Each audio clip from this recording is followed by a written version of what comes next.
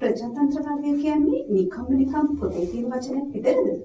නෑ මේක පොතේ තියෙන වචනයක් නෙමෙයි. ඇත්තට මේක ප්‍රායෝගිකව විස්තර ක්‍රියාත්මක වෙන විශේෂයෙන්ම රාජ්‍ය පාලනය සම්බන්ධව යොදා ගන්න විවිධාකාර වූ මතවාද සහ උපක්‍රම අතර රටවල් ඉතා වැදගත්ම දෙයක මේකට දියුණුවට පත්ලා තියෙනවා. දන්නා වැඩවසම්ගේ සිට ගල්යුගයේ සිට මේ දිගට ආපු කාරණාත් එක්ක මේනොට රටක පාලනය සිදුවෙන්නේ කෙසේද කියන එක සම්බන්ධව ප්‍රජාතන්ත්‍රවාදය වැදගත් වෙනවා. ජනතාවටයි ප්‍රජාතන්ත්‍රවාදය මේ තරම් වැදගත් වෙන්නේ?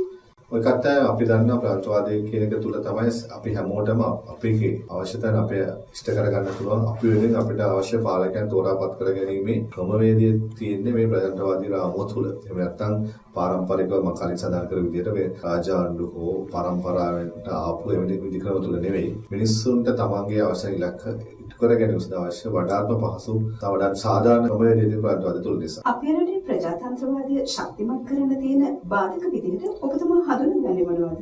දැන් ප්‍රධාන දේ තමයි අපේ රටේ ප්‍රජාතන්ත්‍රවාදයේ නාමිකව මේ කතා බහ කරන මේකෙදී ගැඹුරු අර්ථයන් පිළිබඳව අපේ විධිමත් අධ්‍යාපන ක්‍රමය තුල හෝ අවිධිමත් අධ්‍යාපන ක්‍රමයන් තුල දැනුවත් කිරීම වෙනවා ඉතාම අමාරුයි. ඒ පාසල් අධ්‍යාපන පද්ධතිය තුල සහ අනිත් ජනමාධ්‍ය තුල ප්‍රජාතන්ත්‍රවාදයට අදාළ මූලිකාංග සහ එක් සංකල්ප පිළිබඳව නිසි අධ්‍යයනයක් නොවන නිසා මිනිස්සුගේ නොදැනුවත් භාවය තමයි ප්‍රධානම ගැටලුව වෙලා තියෙන්නේ. ශක්තිමත් ප්‍රජාතන්ත්‍රවාදයක් රට තුල ස්ථාපිත කරන්න ගත යුතු ක්‍රියාමාර්ග ලෙස ඔබ දකින්නේ මොනවද? මොකද ඒ සඳහා විශේෂ වැදගත් වෙන මොකද දැනුවත් කිරීම ප්‍රධාන වශයෙන් වැදගත් පාසල් සහ අධ්‍යාපන ක්‍රමවේදයන් තුළ දැනුවත් කිරීම ඉතාම වැදගත් වෙනවා. ඒ වගේම තමයි මේක භාවිතා කරන ප්‍රජාතන්ත්‍රවාදී ගුණාංග ඒ ලක්ෂණ සියලුම ප්‍රැක්ටිස් කරන භාවිතා කරන පුද්ගලයන් පුරවැසියන් සක්‍රීය පුරවැසියන් සිටීම තමයි වැදගත් වෙන්නේ. ඒ වෙලේ සක්‍රීය පුරවැසියන් තුළ තමයි අන්තයන්ගේ අයිතිවාසිකම් සියල්ල ආරක්ෂා වෙන්නේ. අනාගත ලෝකයට ගැලපෙන ප්‍රජාතන්ත්‍රවාදී රාමුව කොයි වගේ එකක් වෙන්න ඕනේ කියලා ඔබ විශ්වාස කරනවද?